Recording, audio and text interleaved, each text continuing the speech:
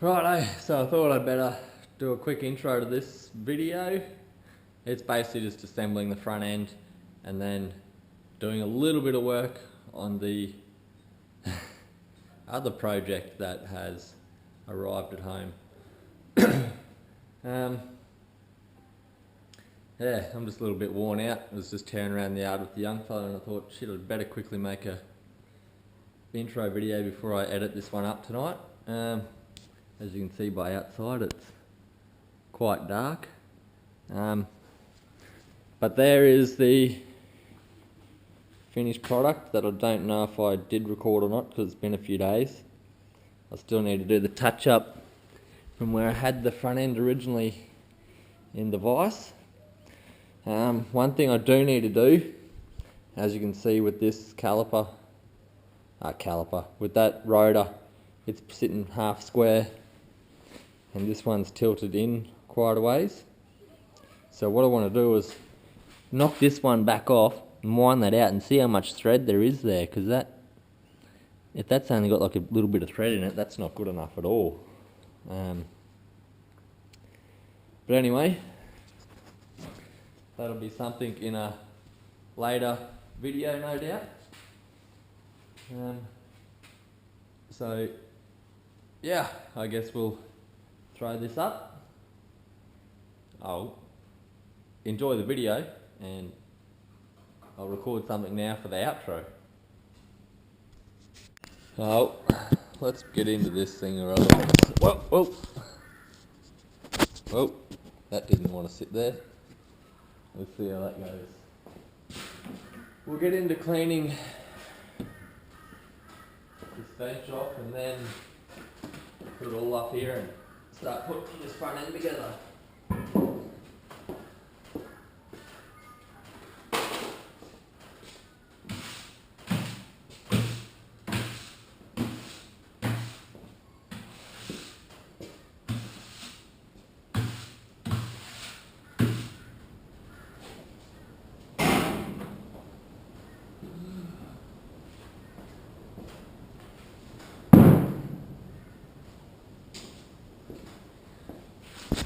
So I don't know if you've seen this, but I've started having a bit of a shuffle around in the shed again.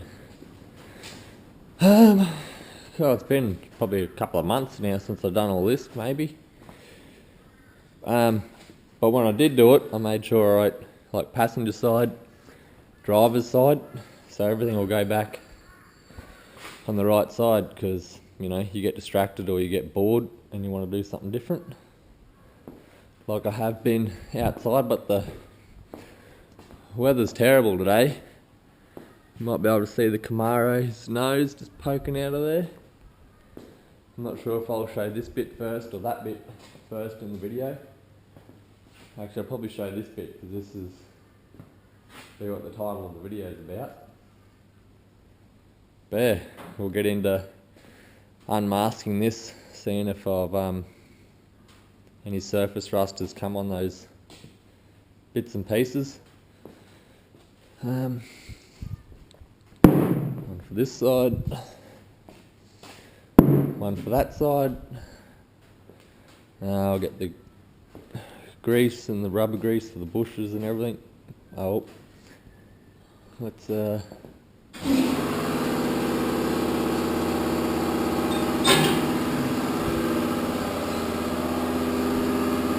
get some of these bits out.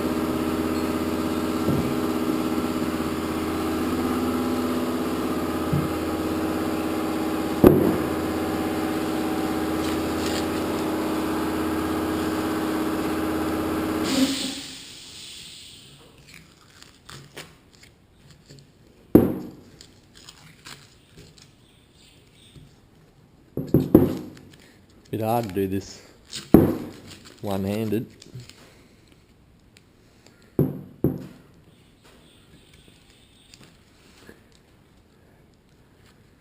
Oh, look at that. Not too bad at all. We'll just get this residue off there and get this surface back nice. Get this paint just off that edge. I'll get stuck into it and get the rest of this out and unmasked and then get back to you. Well, there we have all the bits cleaned up. So basically just had a razor blade and then all the surfaces that are going to made up, I just went over them. So that way there'll be a nice unobstructed surface to go against. Because if you still had the paint residue there, or the paint on there, and that bolts down slightly crooked, then the caliper's slightly crooked, and as the paint wears away, that bolt will then become loose, and obviously you don't want loose brake components or steering components or anything like that. So made sure all those surfaces are good. So now comes the, actually I've got to break these back free. I should have done that at the start, but I'll just go get the C-spanners and crack them and put some anti-seize and that on them, and then we'll start piecing this thing together.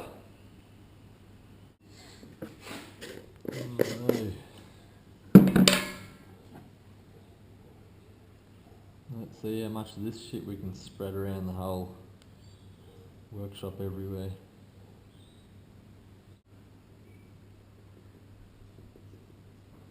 Not sure if this is going to be good or bad. So it'll be very, very light. Just in case, having this here will, maybe big bumps might knock it out of adjustment maybe. I don't know, one way to find out. And if it does happen like that, hit big bumps and knocks it out of adjustment, at least I'll be able to get it apart to clean it up.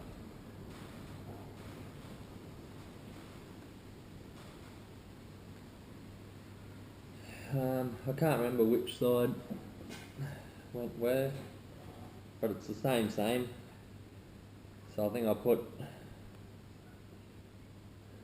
the thread out the, might go out the back side.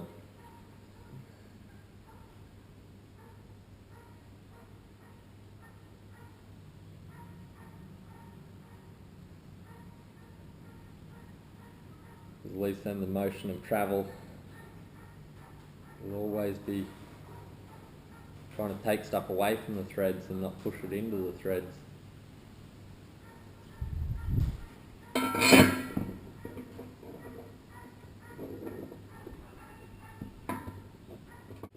I can already see this video being quite a boring video.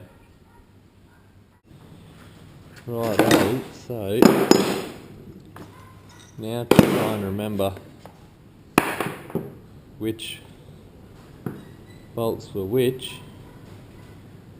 Well, that's caliper stuff. So let's, righto, I'm going to say that's bottom. That seems a little long, but they're about the same size, so are they the same? Let's take a look here.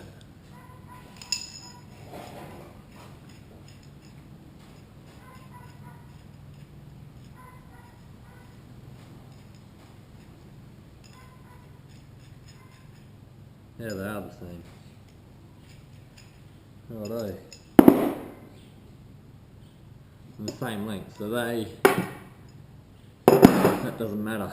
Either way, they're the same.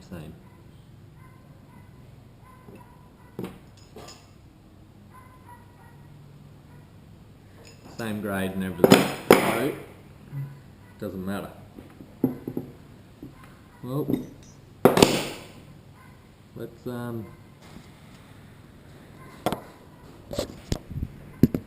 sit that back up there.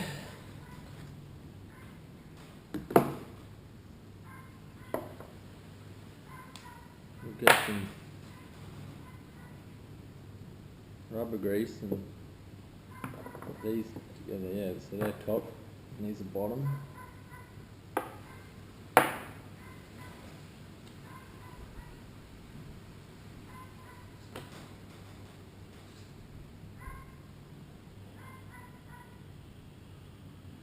Video is boring as hell, but I haven't really done anything on the car to worth filming. Well, I haven't done anything on the car, period. Basically, the last video has been it. Nothing's done.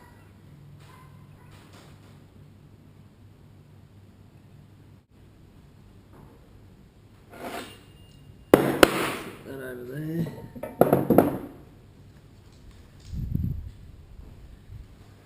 Sit. Oh man. I have to take that out and feed it back through this way. Like I said before, I want all the threads facing out the back, so all the stuff, the junk and stuff that gets flicked at them, is getting dragged away from being forced through it. This is why doing stuff on camera takes twice as long as anything else, because you get focused on looking at that thing rather than paying attention to the job at hand.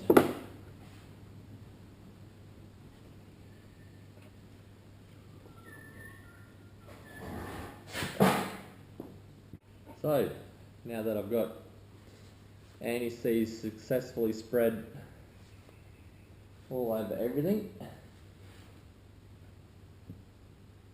now we can move on to the next one.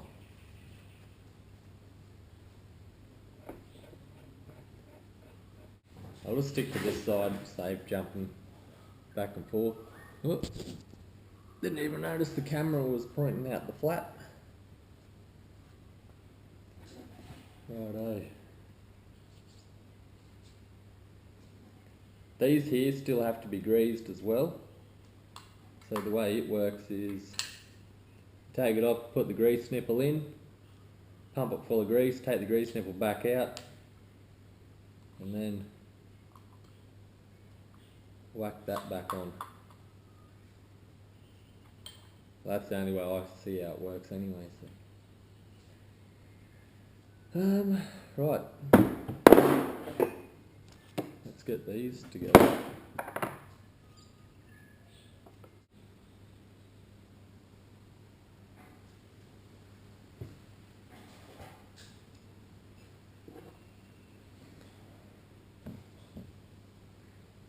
Holy smoke.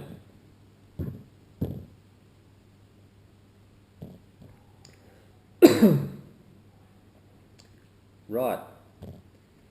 So I'll drop that off. Right, this is, that's right. So this is the one where you need to stack all the washers to get the caster correct.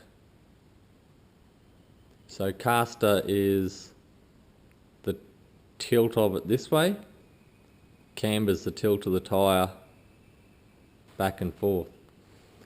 So because this gap here is so big, you need to stack the washers in order to get it correct. Now from memory you need it leaning slightly back. I might just give it a quick Google. But yeah, I think I'll have to put it back there somewhere, because if this one is sitting square, I'll get that one sitting square. So if I put it smack bang in the center, that's basically upright. So if I just take it back just that little bit. Anyway, I better just give this a quick Google and get back to you. Well, it turns out there wasn't enough washers that they'd sent anyway, so I'm just going to leave it like that and move on until it comes to a point when it needs to be all set up, and then I'll get some more and take it in.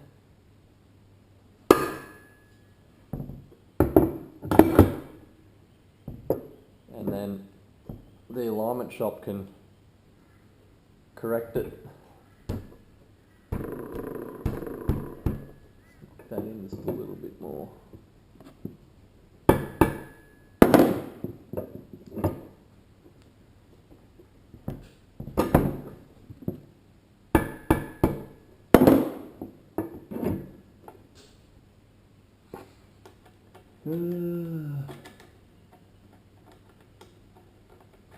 Stamp collecting would have been an easier and less time consuming hobby.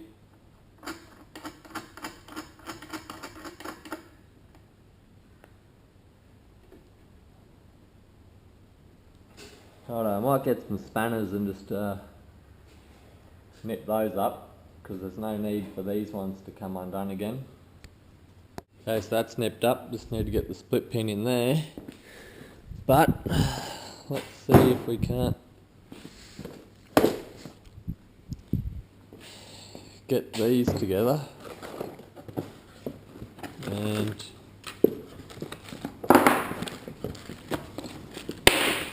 get it in the car. Ooh, stickers. Sticker. On the toolbox it'll go. Remember when you were younger and you'd get a sticker in something? Walk around for an hour like, where are you going to put it? Where are you going to put it?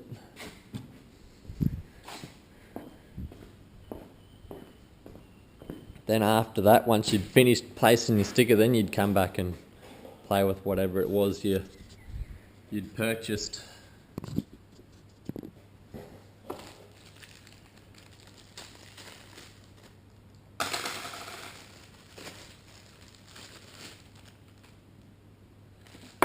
Get all the bits spread out.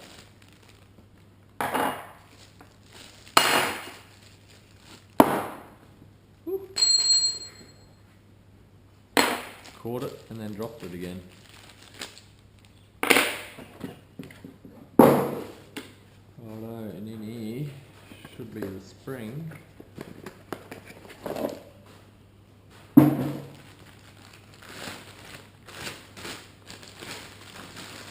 Let's see what weight did we get?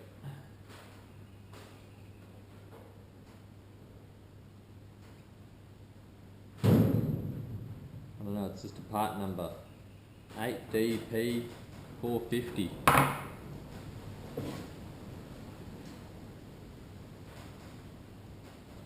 I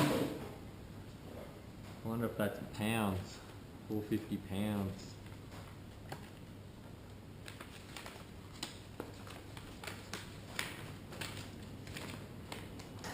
Description. Coil over, blah blah. Snap ring.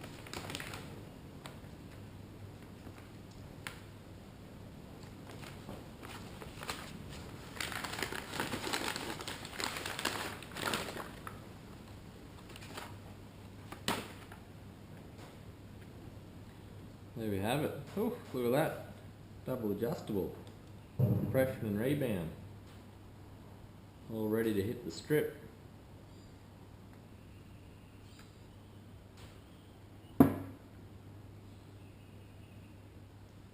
So,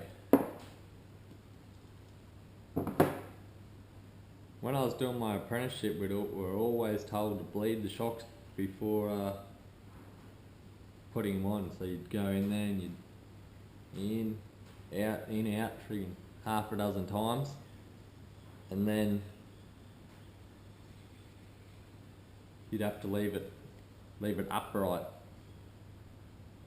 and then install it.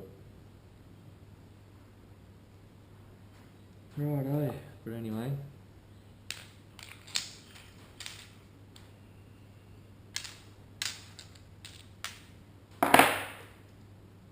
we'll want a lock nut first.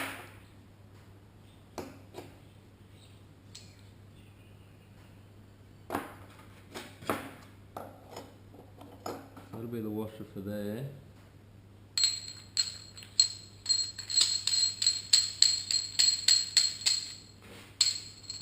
Lock ring.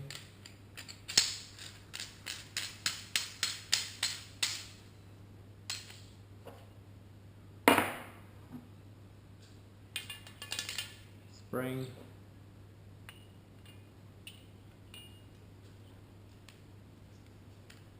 Get this down a little bit more.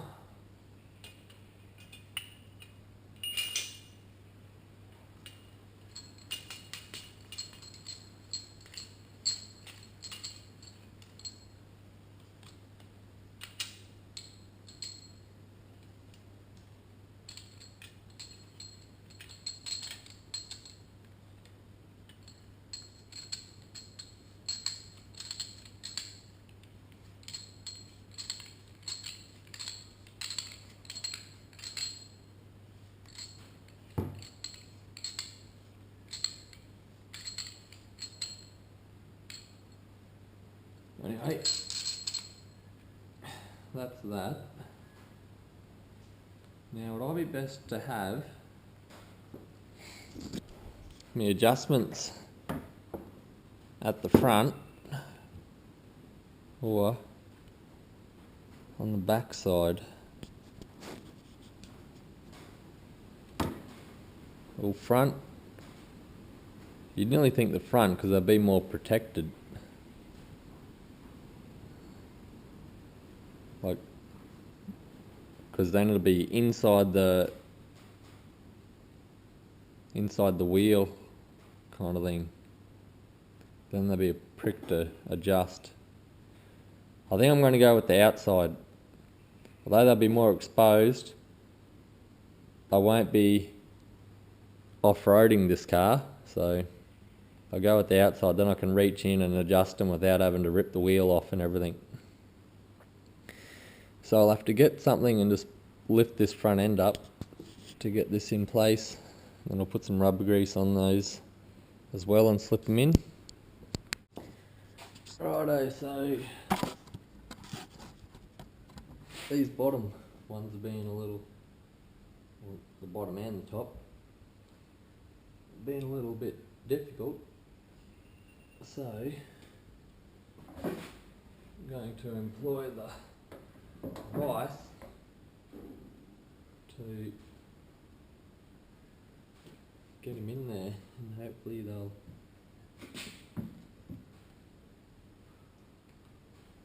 stay.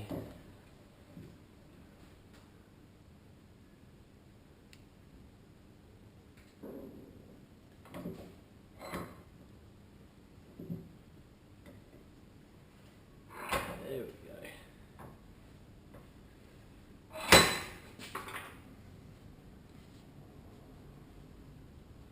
I'm getting the crap everywhere.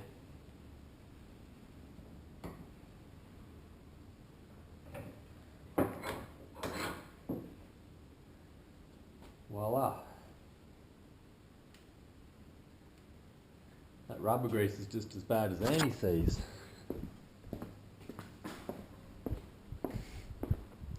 I did have to pull it apart, which I did off camera, because I had that locking nut on upside down, and then I put a bit of anti-seize on it as well. But anyway, now get a bester brick or something to lift this front end up on. Righto, is this going to sit there? Most likely not, mate. Right, let's move this. There we go.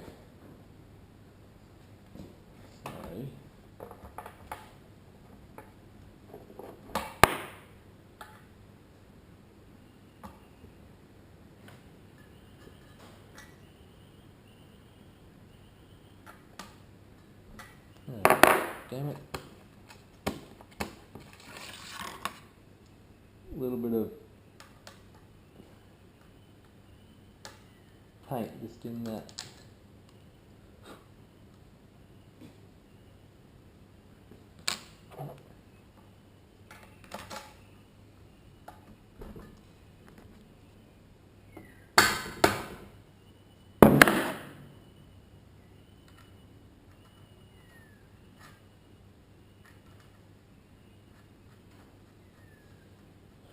Righto, where's the top?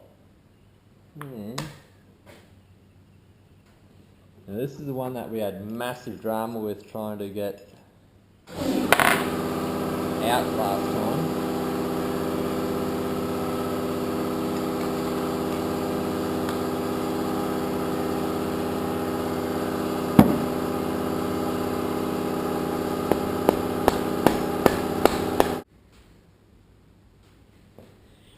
Righto, so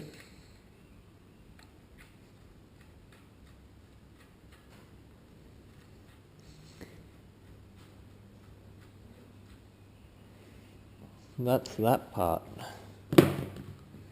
So yeah, there is anti-seize on there. I anti-seized it after I had to take it off to flip that locking nut up the right way.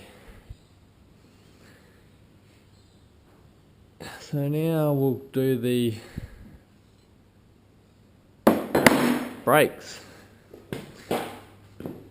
Get the bolts for it. Voila. Yeah, so it'll be caliper bracket, steering arm. Yeah.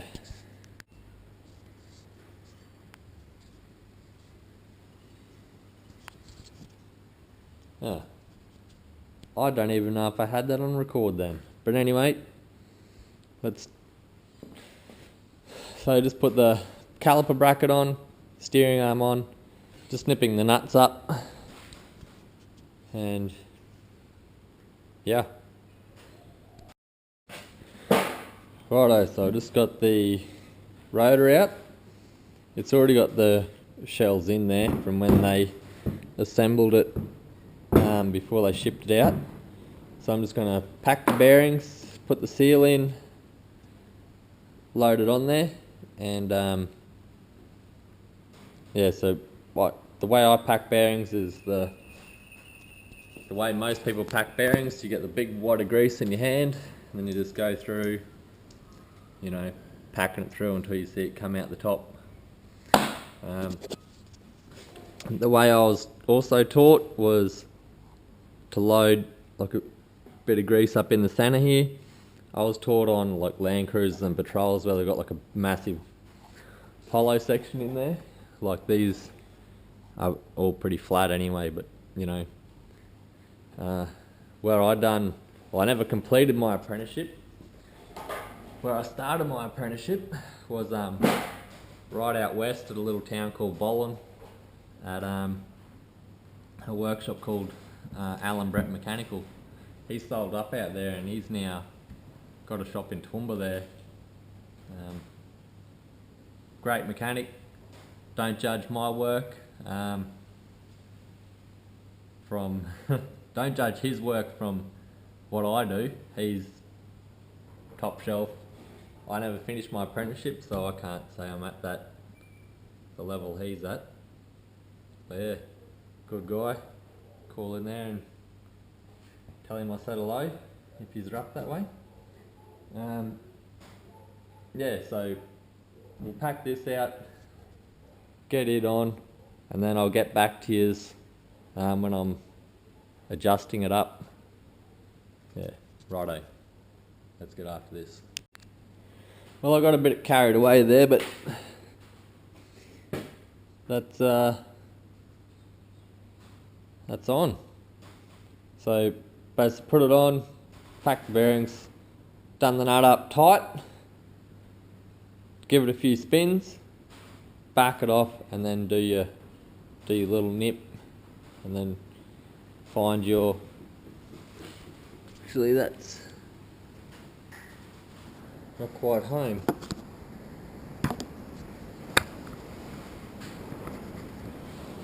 Just get a socket.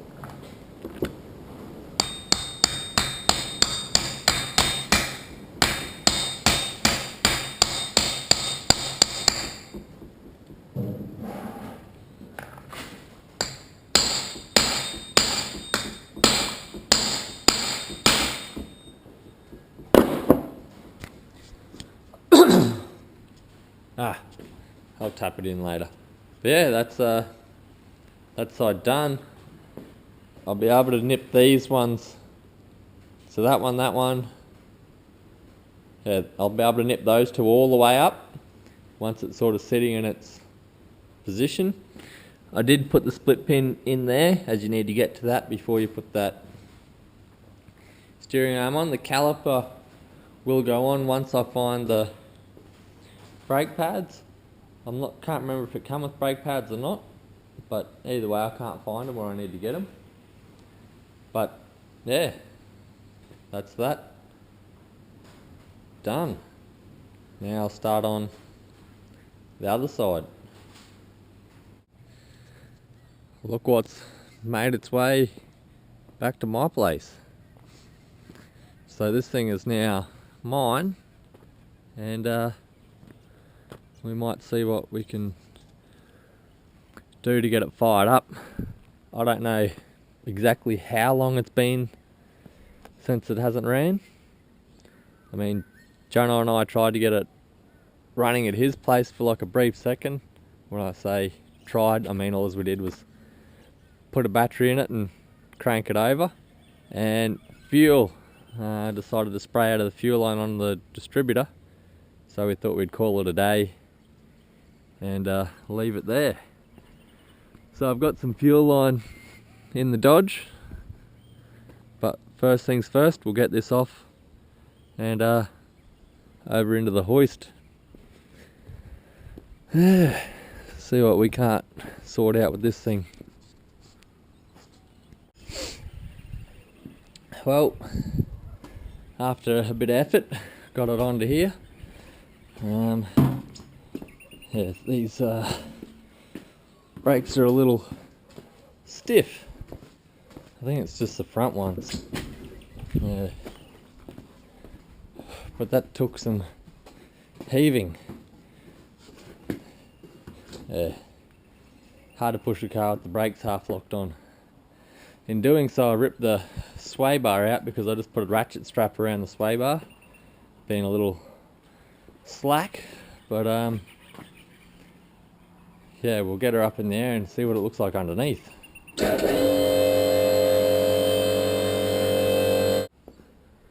Righto.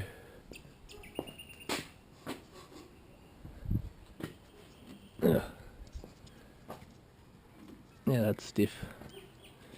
Little shake. That shouldn't fall on me.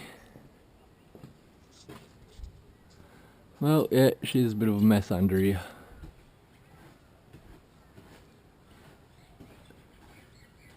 See how they done this conversion. Welded a section on there. A few oil leaks. Skid plate on the extractors.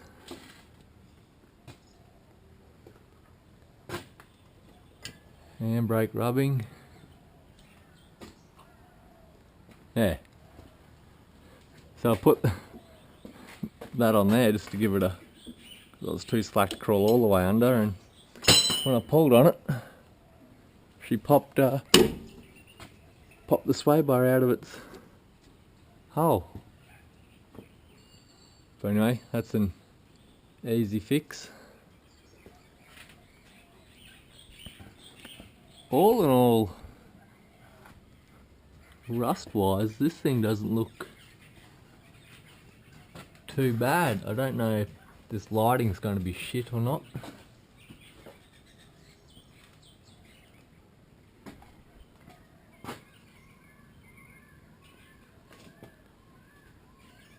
You know, it's pretty good.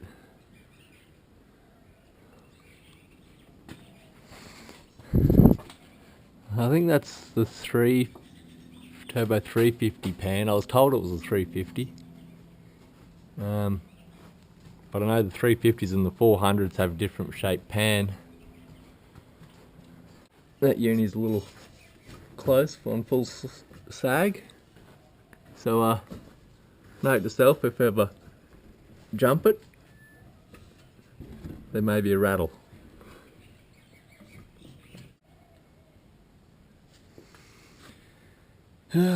What a mess. But anyway, we'll what should I do? Actually, I might bust out the gurney and blast this all down before we get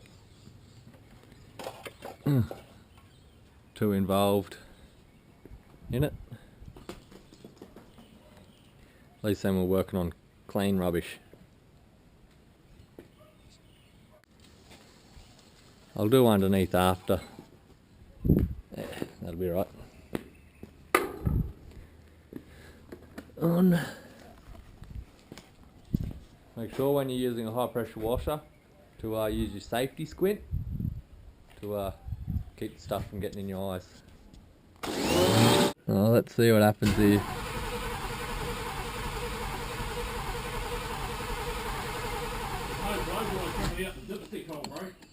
Yeah. Oh. Yeah, we'll see if we can get it on film with the fires or not. Oh, you got the accelerator, right?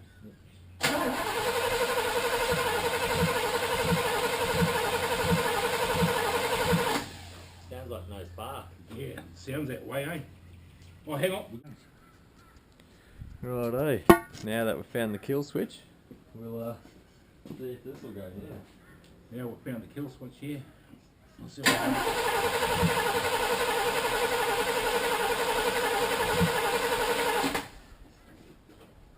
There's something pissing out over there. What's that? Water. Is that water or petrol? That's petrol. The kill switch, hey?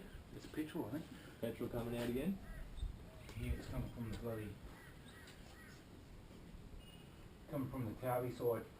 That little hose. Yeah. Right, let's change that So out. fuel pump's working? Yep. Fuel leak.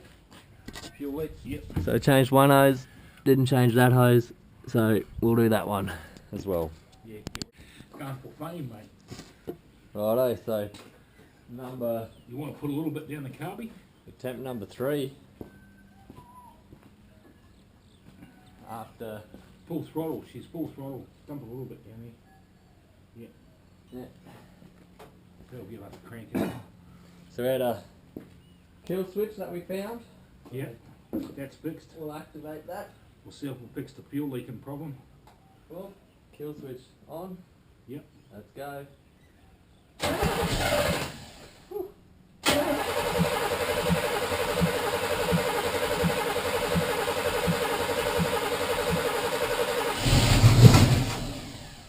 You got fuel at the carby. Yeah. Yep. Righto. Oh, we got stuck floats. Yep. Looks like it. Right, so we had fuel coming up out the breathers, so Yep, both sides. floats are stuck. If we kept winding it, it'll just fuel it Blow up up. even more until it catches on fire.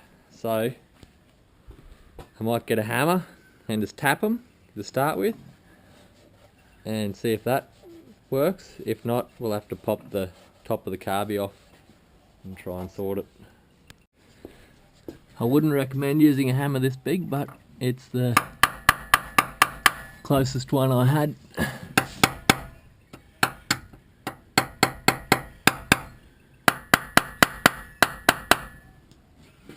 We'll see how that goes.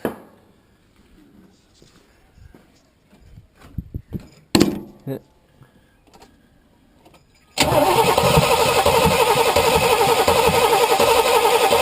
And I'll put the switch. There we go.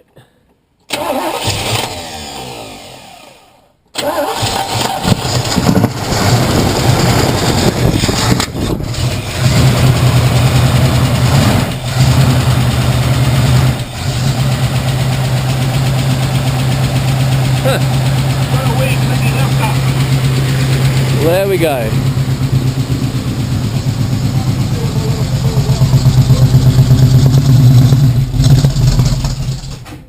Whoa, you're a flamer.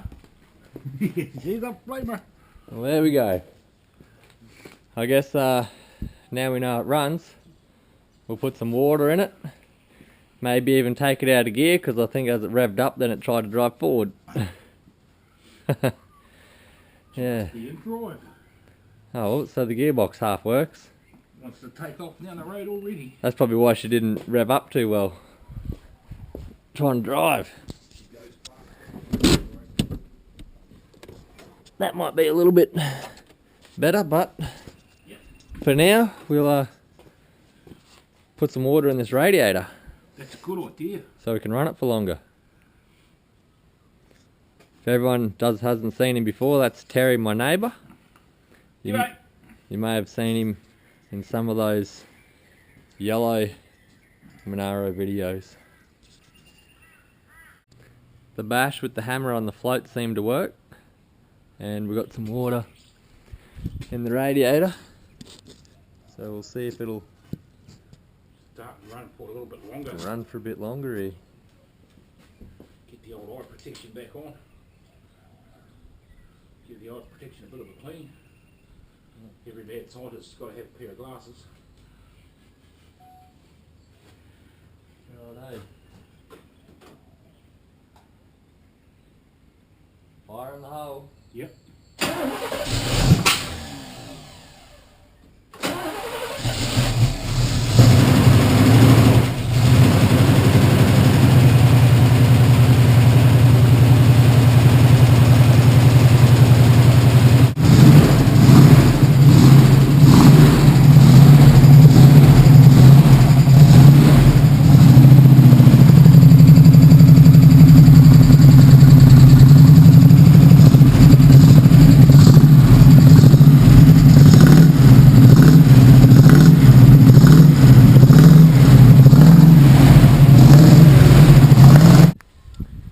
So I've just noticed there's a massive scratch on the lens of this camera, so I don't know how all this video has been going, but we've given it all a blast underneath. We got it running there yesterday, as you've seen, with the hidden kill switch under the dash.